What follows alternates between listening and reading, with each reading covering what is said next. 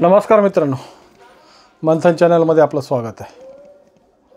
विधानसभा 2024 आणि माजलगाव मतदारसंघ याचा आज जरा फेरफटका घेतला.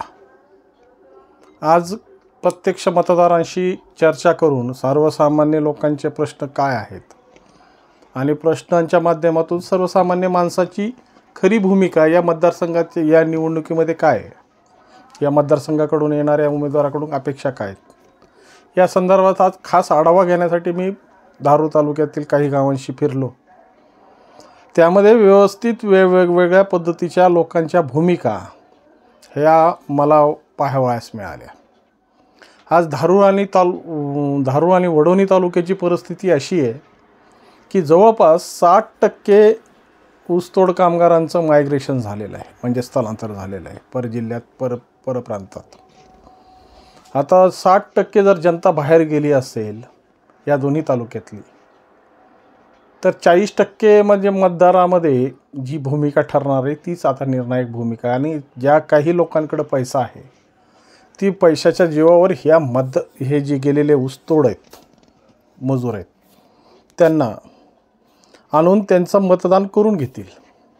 पण वास्तविकता ही आहे की आज तालुक्यातून जी काही ऊसतोडीसाठी मजूर जातात त्याची नेमकी भूमिका कशामुळे आहे? ही भूमिका जी निर्माण झाली ना, ती रोजगाराचा सगळ्यात मोठा प्रादुर्भाव असल्यामुळं आणि शेतीतून जे मिळणारं उत्पन्न आहे त्याला हमीभाव नसल्यामुळं आज या तालुक्यातल्या जरी बऱ्याचशा शेती पडीक असतील किंवा शेतीची व्यवस्था जरी तुटपुंजी असेल ना, जर ह्यांना मुबलक पाणी मिळालं, मुबलक वीज मिळाली, मुबलक रासायनिक खतं मिळाली किंवा यांच्या हाताला काम मिळालं, तर दुसऱ्या परराज्यात आणि परजिल्ह्यात जाऊन यांना आपली पोटाची खळगी भरायची गरज पडत नाही.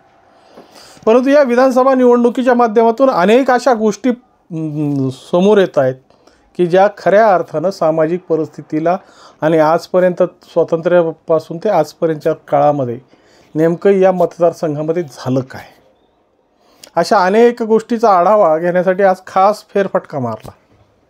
या फेरफटक्यामध्ये चांगल्याही गोष्टी हाताला लागल्या, वाईटही गोष्टी हाताला लागल्या. कार्यकर्त्यांमधली झुंज कशी होती, सर्वसामान्य माणसामधला रोष कसा होता, काही निवडक प्रतिक्रिया तुमच्यासमोर मांडतोय, बघा. दादा, तुम्ही शिवसेनेचं नेतृत्व केलेलं आहे. आपण विठ्ठलदादा म्हणजे एकेकाळी वडवणी तालुक्याचा एक बुलंद आवाज म्हणून होता.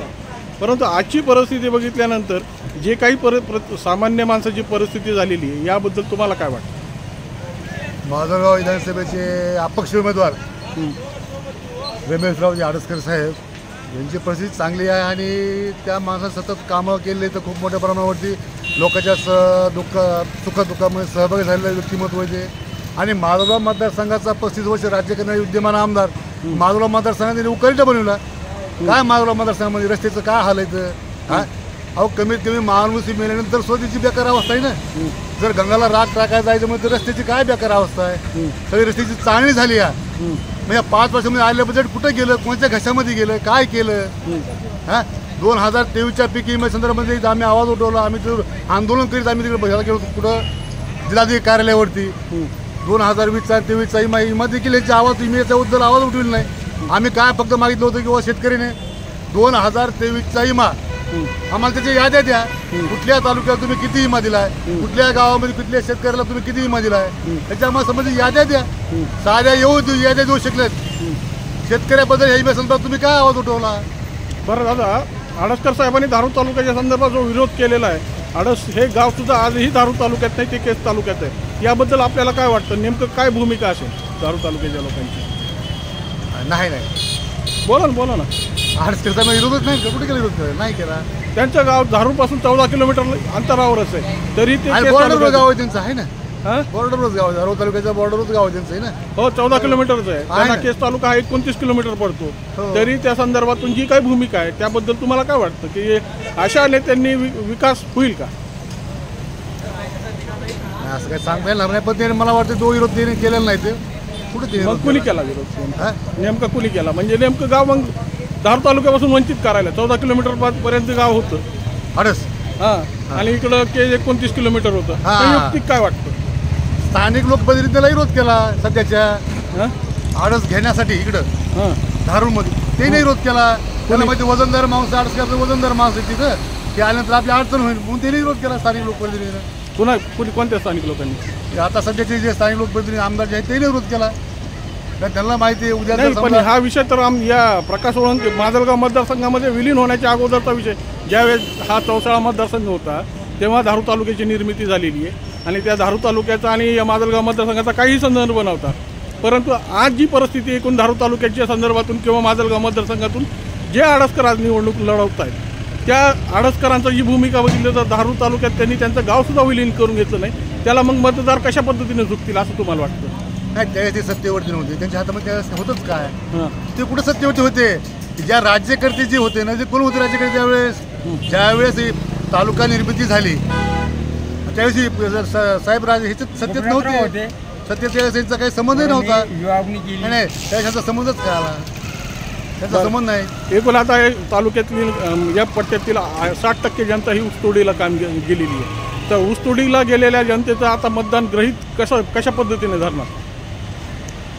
मजुराचं आता ते ज्याचे ते लोक आणतील ना, कोण आणतील? उमेदवार प्रत्येकाची व्यवस्था आणायची व्यवस्था करतील, आणतील. आणणं सोपं आहे का?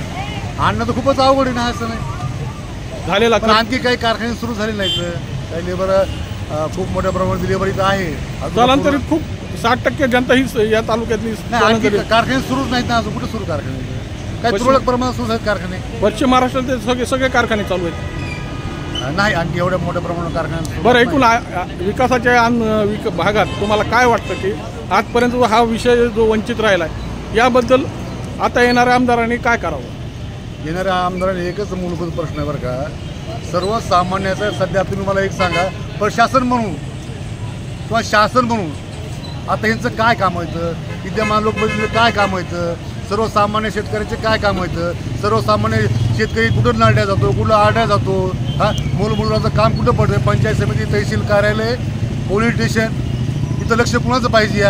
जर तुम्ही आज MSC बोर्डामध्ये जर गेलात, एखादा ट्रान्सफॉर्मर जर जळाला तर तुम्हाला संबंधित त्या शेतकऱ्याला ट्रान्सफॉर्मर खाली उतरावं लागतो, गाडीत घालावं लागतो, आंबेजोला घेऊन जावं लागतो, ते भरून आणावं लागतो.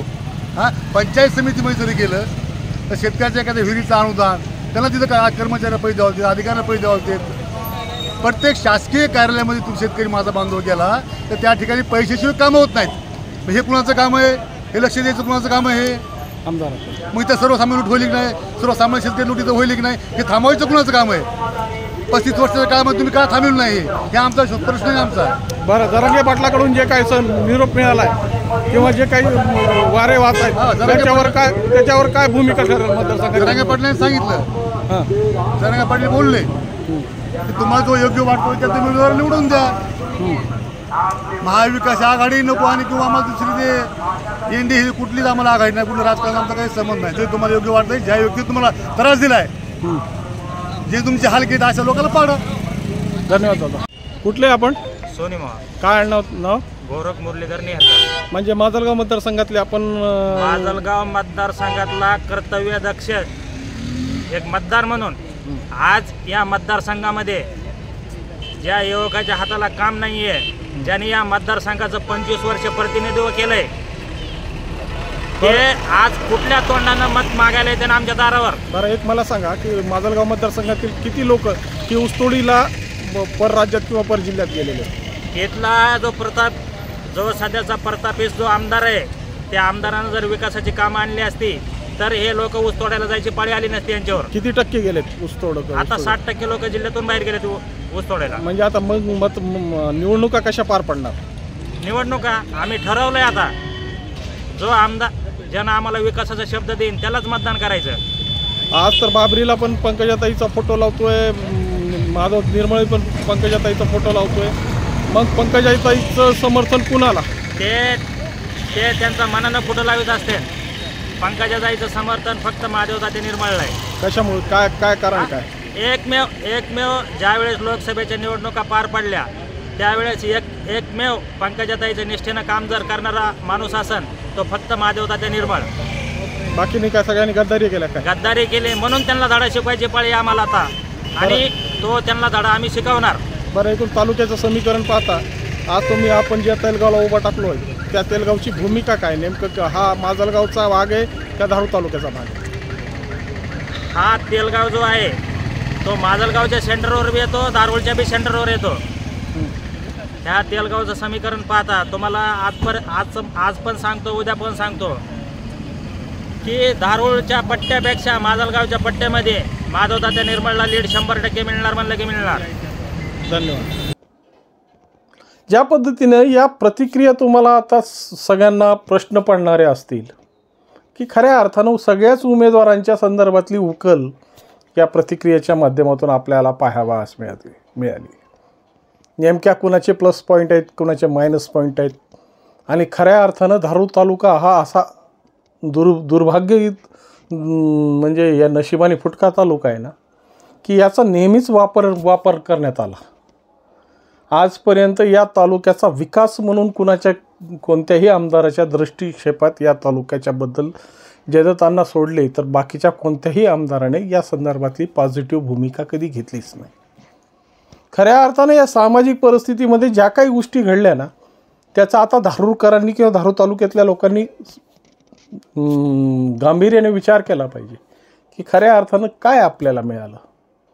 आजपर्यंत आपल्या हाताला फक्त कोयता देऊन सर्वसामान्य माणसासारखी जी वागणूक आणि आजपर्यंत इथल्या काही नेत्यांना नेहमीच दुसऱ्याला साहेब म्हणायला आवडतं.